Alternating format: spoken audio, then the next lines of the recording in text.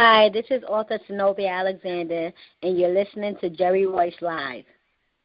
And this is author Bernard Blue Rowell of Son, I Got Your Back, and you're sure enough listening to Jerry-Royce-Live. Hello, and thank you for stopping by. I'm your host, Jerry Royce, and welcome to Positive Power 21 Network, where you get your positive on. This is a worldwide podcast for growth, wealth, and success. Thank you. Positive Power 21.org, Internet Radio.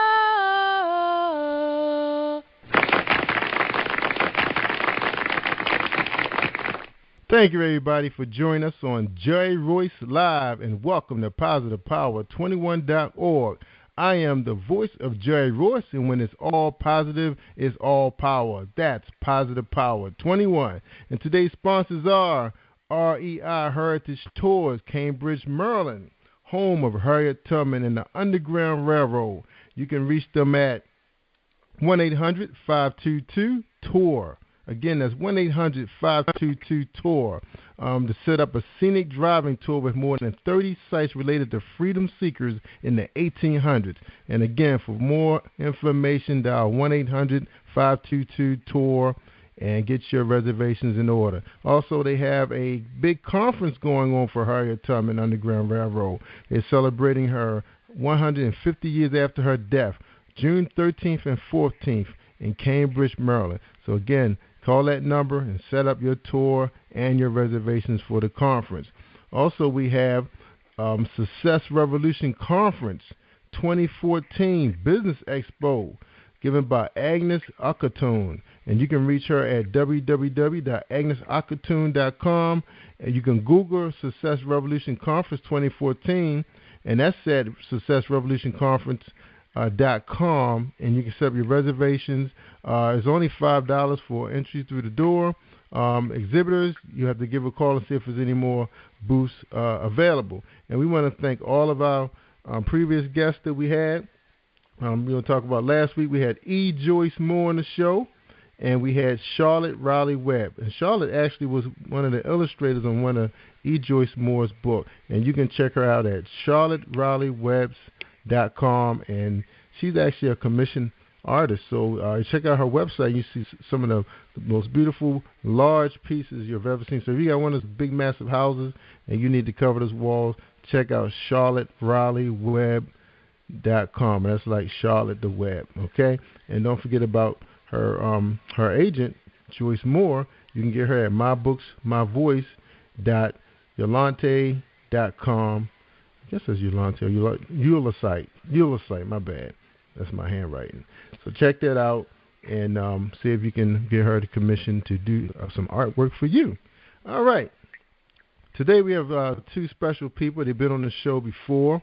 They're both pushing books. They're authors, but they're working on something big right now in the NYC, and they're here to talk about that, and we're going to talk a little bit about some of their current projects individually. But first, we want to introduce Mr. Bernard Blue Rowell. He's the author of Son, I Got Your Back. Also, we got Sonovia Alexander. She's the author of Cultivated. You can get those books on Amazon.com, or to make it easy for yourself, you can just type in positivepower21.org and click on those links and read all about them and all the other projects they got going on. Now, right now, they're working on a play entitled A Pastor Downfall.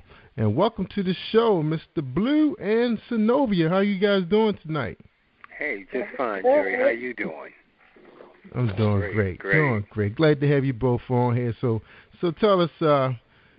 Blue, what's so special about this project you guys got going on, man? What's up? Well, first of all, I just want to say it's good that, working with Sonovia. Sonovia is an excellent writer, And yes, she is. Yes, we got together to put on this play, A Pastor's Downfall, and I'm looking forward to getting it up and running. We doing a casting call, so if you got any talent, you can sing, you can dance, come on and try on out. Bring your pictures, and hey, let's do it. Let's have some fun with this. All right. So Sonovia, is this your first play? Yes, it is. Yes, Oh, okay. So whose brainchild is this? I'm sorry.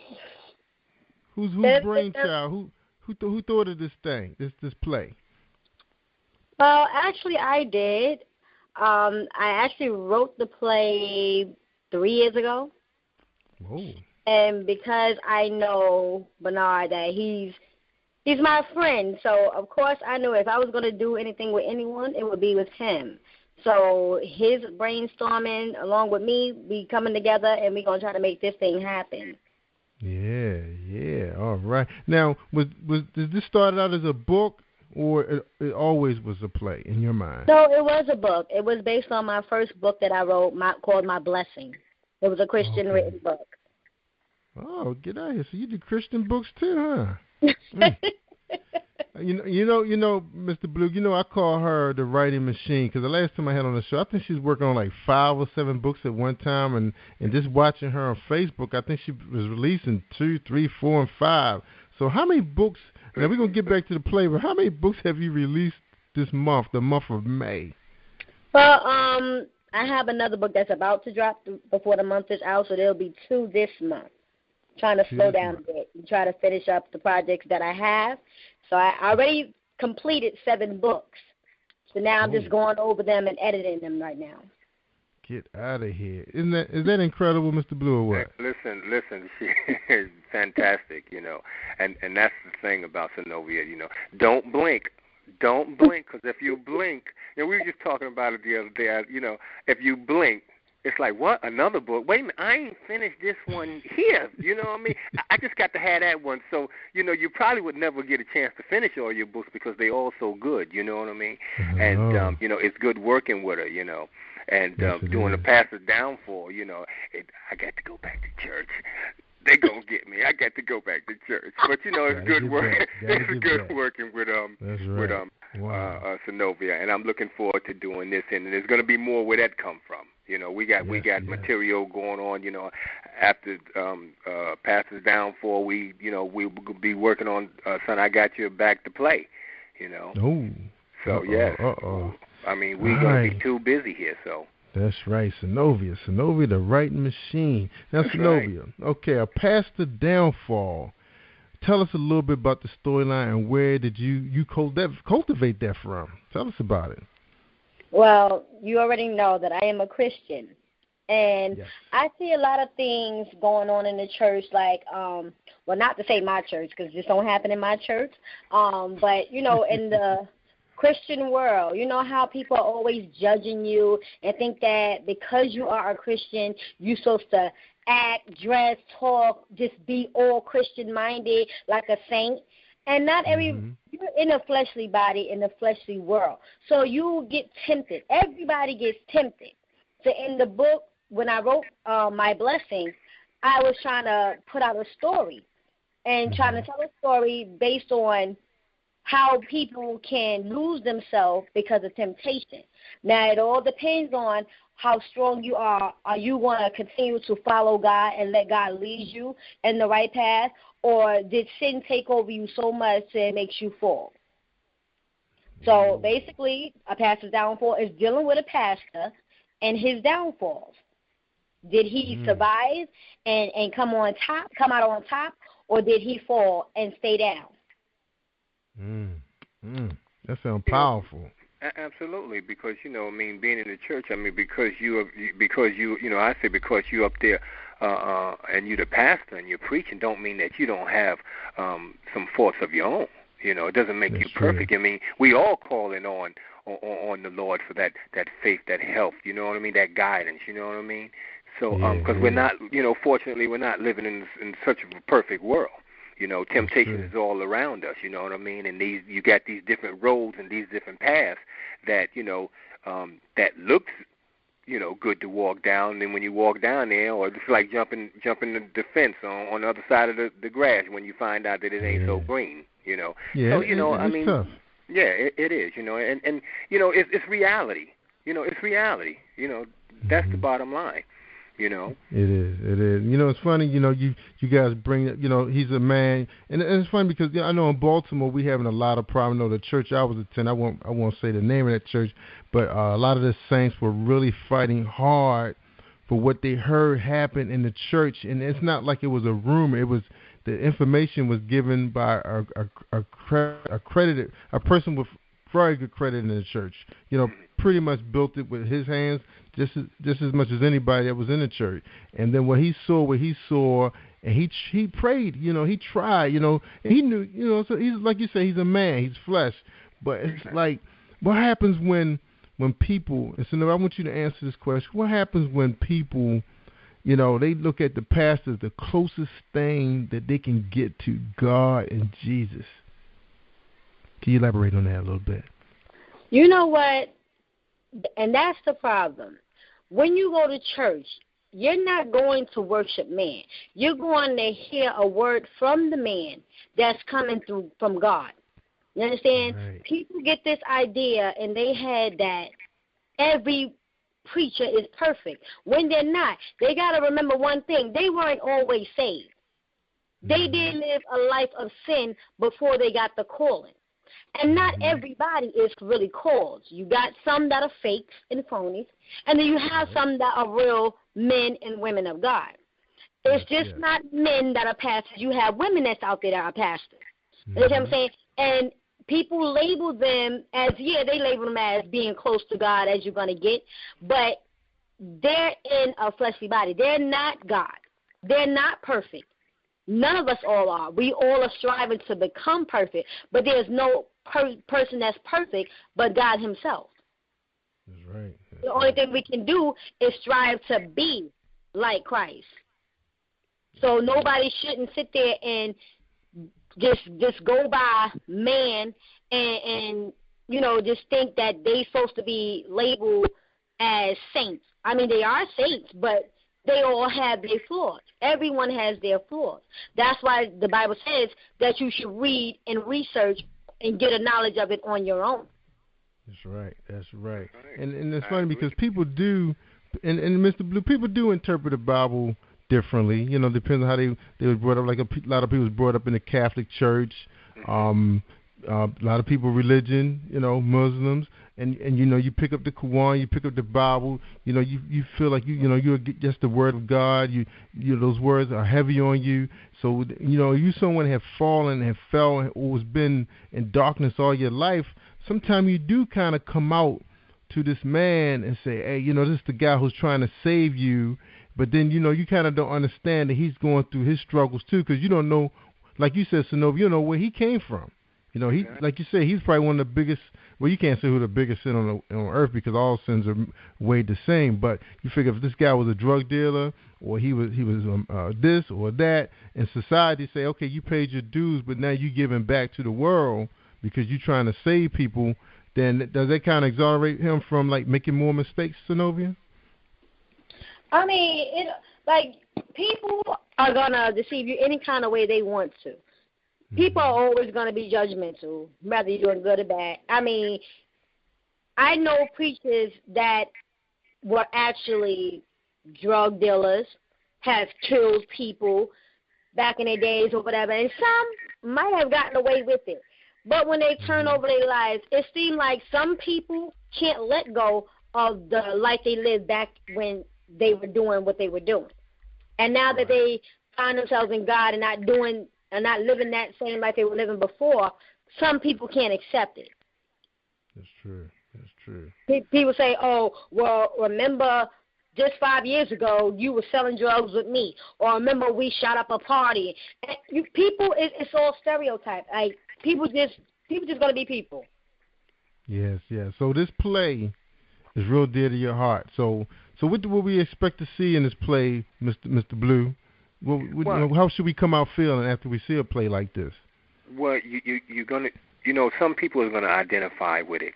Some people might even have lived that life, but they're gonna come out with a more understanding on what reality is really about. You know what I mean? Certain things you just can't, it is what it is, as they say. But listen, we're gonna have some music, some dancing. You know what I mean? So it'll be able to lift you up, educate you, and keep you in the loop on what's going on in reality. Because I think if I'm not mistaken, was it Donnie McClurkin's song? I could be wrong. We fall, but we get up. Right. We fall down, but we get up. Right. It happens to the best of us. Some of us. And with those who have experienced that life, see, they can teach. Everybody is a teacher, regardless. Everybody is a teacher. You're a teacher. If you said something nice or positive to a young man, a young girl, to do something right in life, you just taught them something. You're a teacher. Right. You know what I mean? Young man, don't do that. Why are you doing that? You know what I mean? Tell them a little story about something that happened with you and how your life was changed. You know what I mean? So, with every good, there's some bad. With every bad, there's some good. That's right. I remember a friend of mine had shared this book with me. It was many years ago, before I got married. It was like 23, 24 years ago. Probably was the reason why both of us ended up getting married, because we were just so scared to death.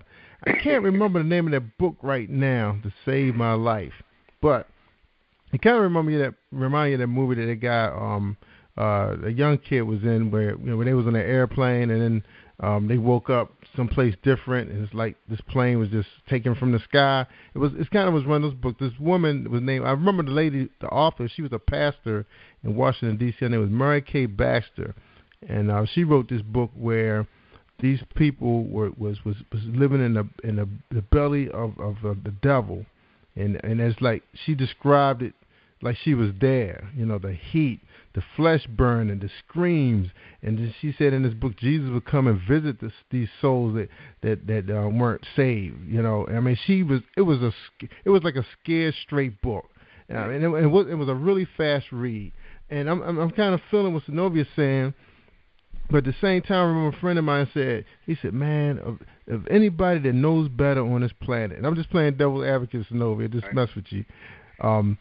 The pastors know what it's really going to be like when Jesus comes, and the ones that's left behind, they're going to feel it. They're going to be in the belly, And he was saying they know what, and then they said he's even harder on those that know. Even the ones that's unsaved that don't know no better, they said, hey, they got a better chance of getting to heaven than we do because we know better. Exactly. And see, it's funny you said that, because I was in, I think, Rite Aid or something like that, and I picked up one of these little quick Bible where just, it goes into a lot of different things from the Word. Just something to keep you, in the spirit, you know what I mean, to help lift your spirit.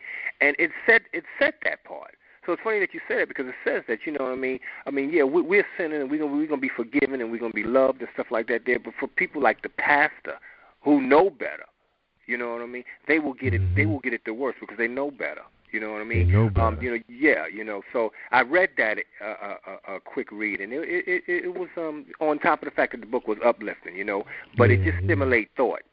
Yes, and that's what I was thinking about when Sonovia was saying, they're just men. It's true, they are men, but it's just that they've been given the facts. A lot of these guys went through school, they went through all the books. I mean, they went through the books like we have never read the books before, and I was like, wow. I mean, then they're catching passes with their hands in the kitty. They catching passes coming out of people's homes they shouldn't be in. They catching them doing a whole lot. They got them living like rock stars, and it's like they not showing the kids the right ways to go. They're not cultivating and nurturing the communities. It's like there's so many wrongs sometimes. You kind of look around, you see this big beautiful church in the middle of the hood, and you got people who can't even keep the lights on, don't have food to feed the kids, but then the pastor driving in a leased Mercedes and a Jaguar, and he has a Learjet. Sometimes, Sonovia, it's kind of hard for people to kind of digest when they hurting and they looking for the word, and they remember Jesus. He was giving things, but he was giving so much back. He didn't ask for no Learjet, no 20 carriage horses. He walked if he had to walk. That's why it's so hard sometimes, Sonovia, to feel that way about these guys, because it's like they got caught up in the world, Right. They've been through school, they know better. So I'm just saying. So let me say this though, because this is the problem with some of the people in the world because they look at some of the people that are pastors and their downfalls. But they can't judge everyone because of these people here. Now now let me tell you this. I can only speak for my church. I come from a family full of preachers. My uncle is my pastor. My grandfather's a bishop. So I'm in a family-oriented church. The church don't belong to the pastor. The church belongs to the people. It's the people's church. When they say you're supposed to pay your tithes and your offering, it's to keep the building open for you to come and worship. Now, I hear people saying, oh, well, my lights got cut off. This and that, da-da-da-da. Number one, how did you let your bills get cut off? It's not the pastor's doing to go out and take money away from his family to turn your lights off, turn your lights on. If he want to do that out of the kindness of his heart, then so be it. Why would you depend on a church to take care of your household when if you got family, if you have the system, if you have all these other opportunities that you can go to for the help? But then when you sit there and you go in church like, well, I think my church should help me out. What are you bringing to the church? What are you bringing to the church? What are you doing in the church? Are you just warming up a seat in the pew? What are you doing? What position do you hold in the church?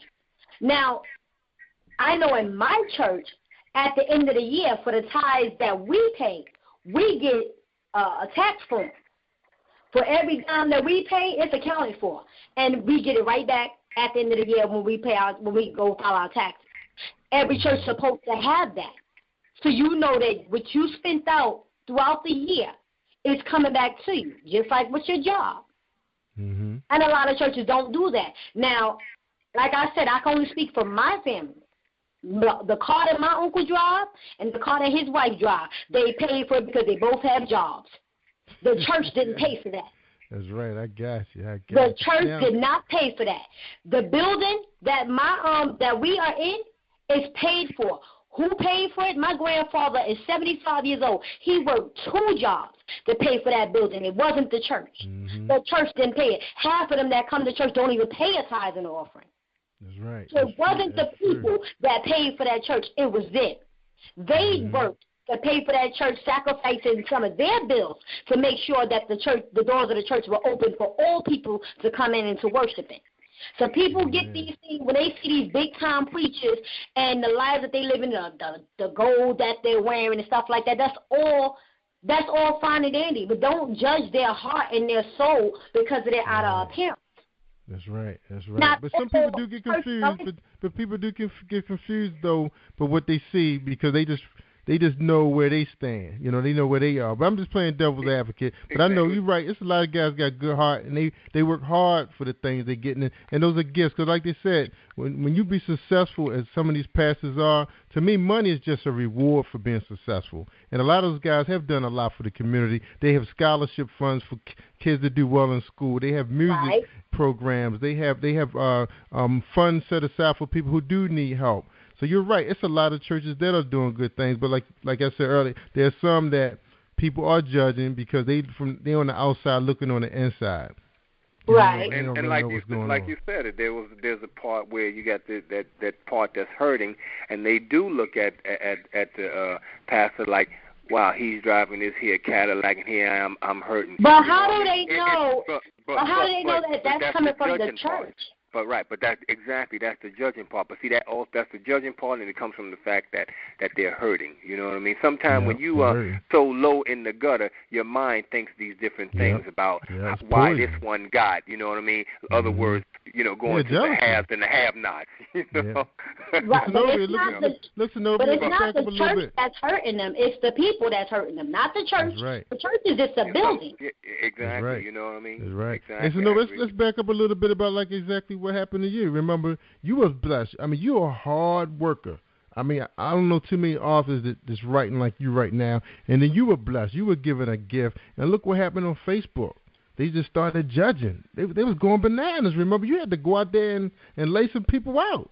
They didn't know what the deal was. Remember that? So Sonovia went on and put on the sneakers, huh? Yeah, man.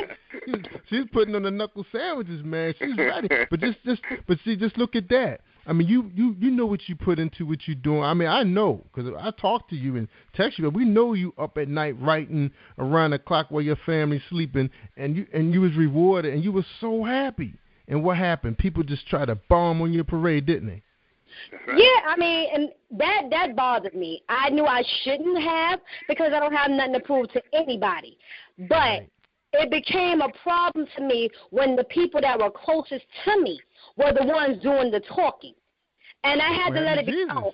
I don't need a man or anybody to buy anything for me because I work for mine. I make money, and not through my books. I have a job. Outside of it, if I wanted to buy a vehicle, I could have bought my own vehicle. But because of my faithfulness, my loyalty, and the respect that I had for my publisher, he saw fit. He said, this is what you need. You ain't got to come out your pocket. He called my husband. He asked his permission. Was it okay if he bought me a vehicle just to show how much he appreciated me being dedicated to him? And my husband gave the approval. He came here from Atlanta, and he did just what he said he was going to do. He bought me a vehicle. Yep. I didn't ask him to do Jesus. Right. And remember, that's what happened to Jesus. The same thing happened to these pastors. People just these were people that was close to Jesus that was going crazy. You know, so it happens. And that's what your play is about, right? So does your play set it all straight? Tell us about it. Oh, yes, it does.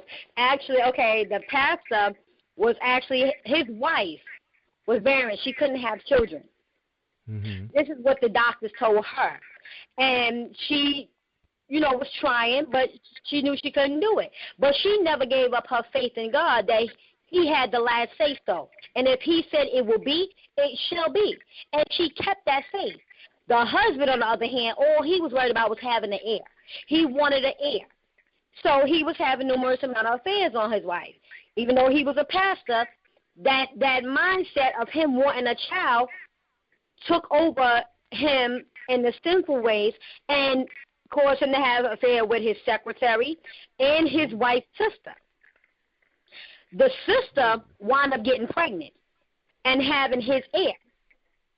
Now, the message that I sent out was because of his unfaithfulness and his unloyalness. God said, when you put something before me and you praise and worship something before you praise and worship me, I'm going to take it away. And what happened was God came and took that child that the husband and the sister had. Now, the wife divorced him, and she wound up getting with somebody else, but still keeping her faith, still preaching, still believing in God that he was going to do what he said he would do. Years later, God blessed her womb, where she brought forth 2 sons. So because of her faithfulness and because she never gave up, no matter that her sister hurt her, her husband hurt her, she stayed in God. She stayed on her knees praying and believing in God. Regardless of what the doctor said, God turned it around and turned it out for her good. So that was the message that I sent in the book, out of the book and out of the play. When you give God everything and you believe in him that he can do the impossible, he's going to do just that. God put us through these tests and trials and tribulations, and then he can also bring you through it as long as you depend on him and know that he can do exactly what he said he would do. He's not a man, so he shall not lie. When you give God back his word, he has to do it. So when you see that played out on the stage, and the lighting and the music, you know what I mean, and all reality just sits right on in because, like I said, there's going to be people that can identify with that. People probably, went through it, and, it's just going to be an uplifting type thing, So it's going to be a great show. That's right. Now, we covered some real powerful things, just the last 20 minutes. We took Sonovia there, too. But she knows what. But you know what, Sonovia, the way you was feeling, that passion you had, that's what a lot of these pastors feel like. Exactly the guys you're probably writing about in this play. They've been through the fire, they walked the coals, and then when they thought they made it to the promised land, and then they gave up what they promised God they was going to do, and they slipped a little bit. God has patience.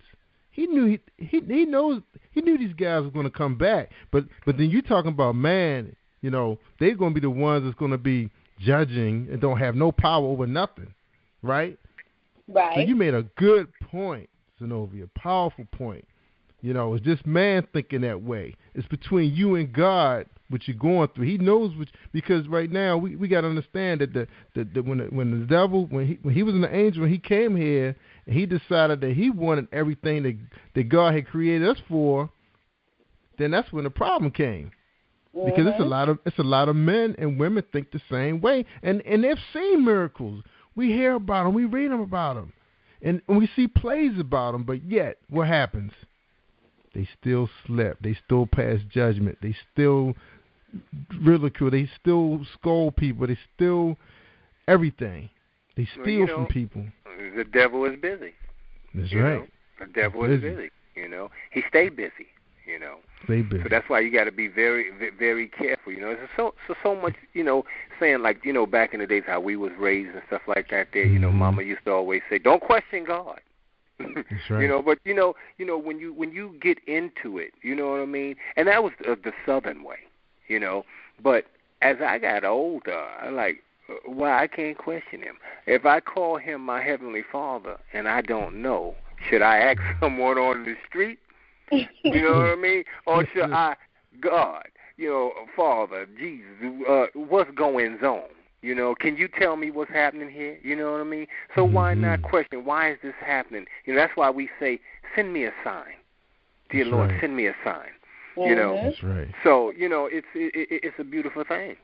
It is. And I'm excited for you guys. Now, is it going to be on the road or is it just going to be in New York City, Jersey, Philly? Where's it going to be? Well, one never knows until that first show. As the way we feeling inside. Listen, we'll go anywhere, anytime. What? Well, we ain't scared. But the thing is that right, Sonovia? Shoot, me and Sonovia get together. Right. We got each other's back. We ain't scared, But when we put that show on, that is gonna let us know where we need to take this. What community need this show? What community is lacking? Reality check. So let's take this show over here. You know what I mean? Right, so you never know. You never know. That first opening, and if don't nobody but one person come up in there, you know what I mean? Right. That you'd be surprised what noise one person can make. Before you know, it's like, hey, everybody know about it.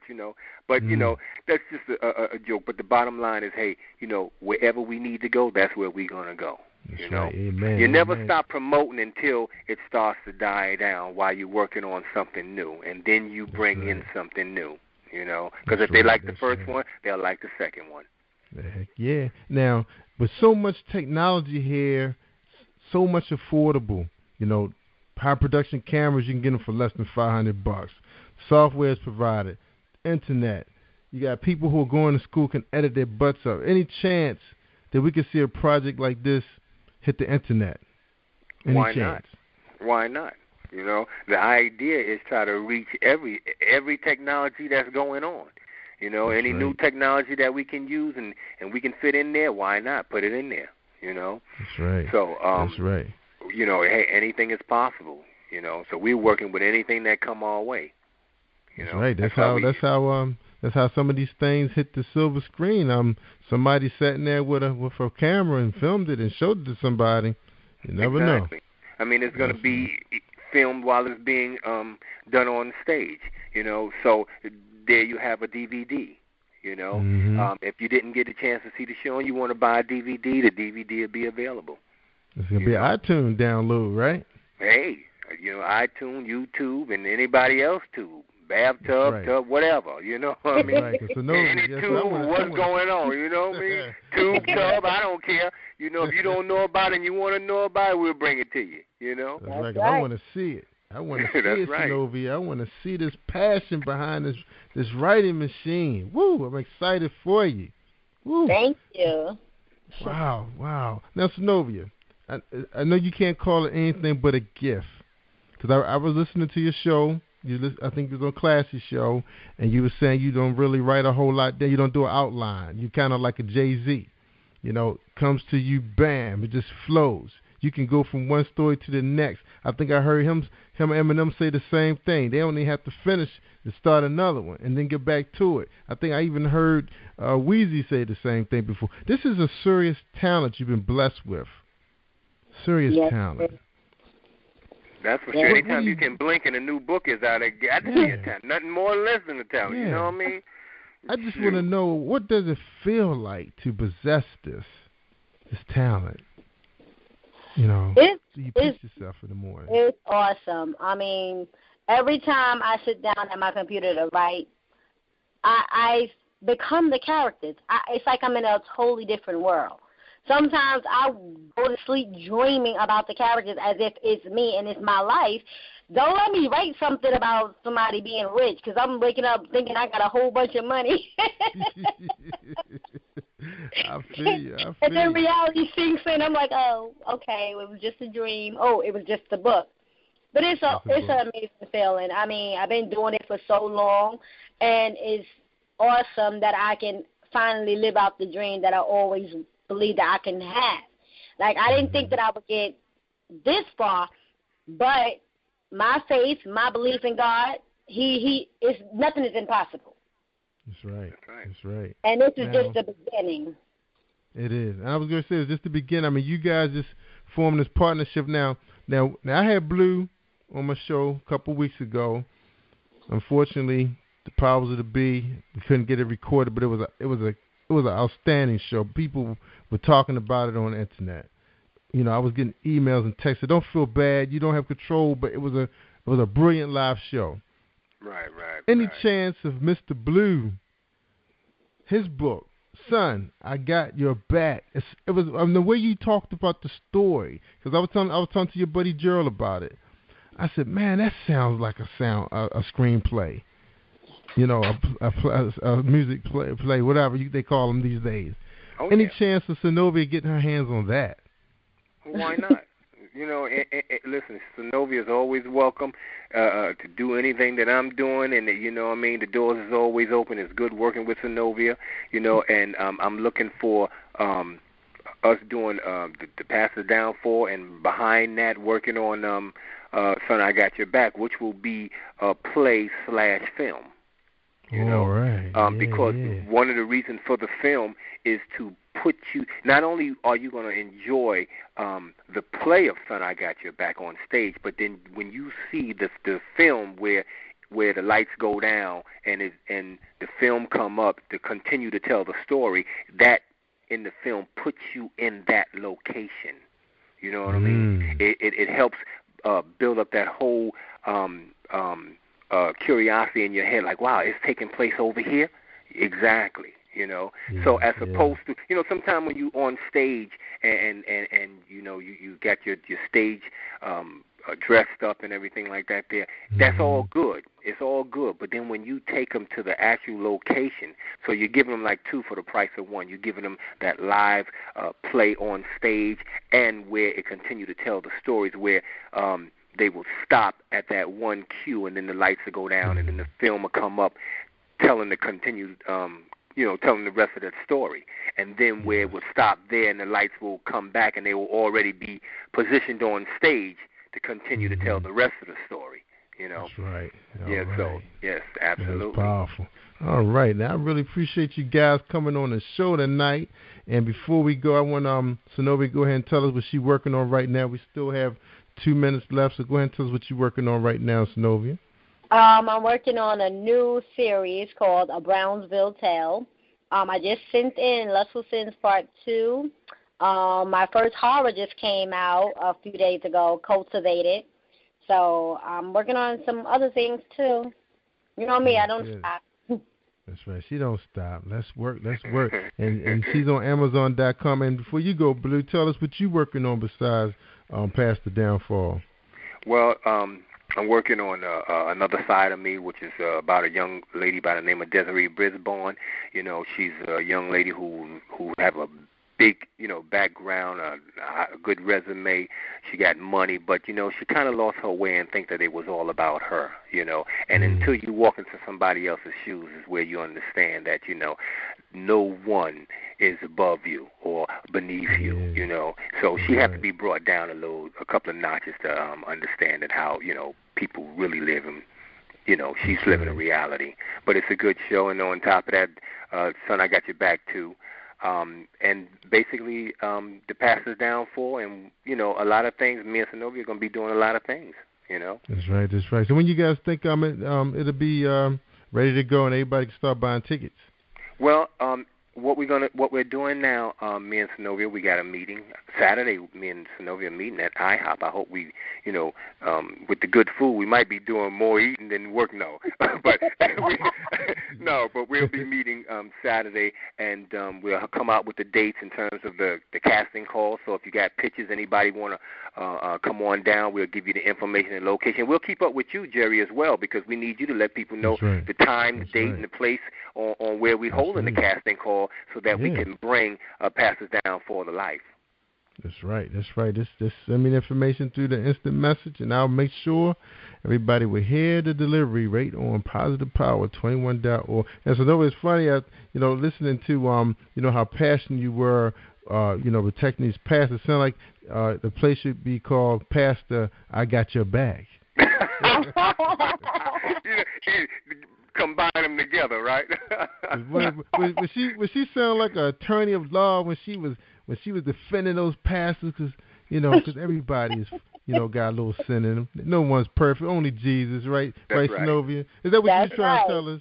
That's what you was trying to tell us. That's right.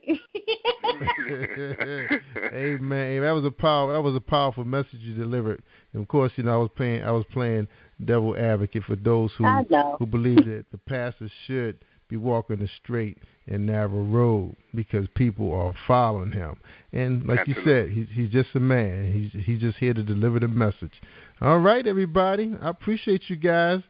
And before we go, everybody, don't forget about the resume guy at www.career-image.com, fasttechsolutions.net for your internet needs, and REI Heritage Tours.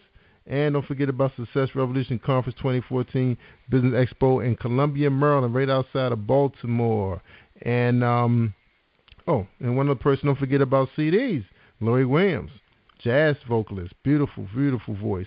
Check it out. All right, well, we appreciate everybody joining us live tonight. I hope you enjoyed our pastor Sonovia delivering the powerful delivery, the message, the law, the way of the world. And I appreciate you, Mr. Blue, being by her side, supporting her, sir, and bringing talent right to Positive Power. That's everything. We really appreciate that. All right, everybody. Take care. I'm Jerry Royce. It's jerry-royce-live. Take care. All right. As soon as the music come on, it'll be a wrap. 3 seconds. I don't know why this thing takes so long to play after I click it. But great job, Sonovia and Mr. Blue. Appreciate you guys. Thank you for tuning in to the Positive Power 21 Network. Team 21 would like to thank you all for tuning in, and please spread the word and tell a friend. This is Jerry Royce at Positive Power 21, where we get our positive on.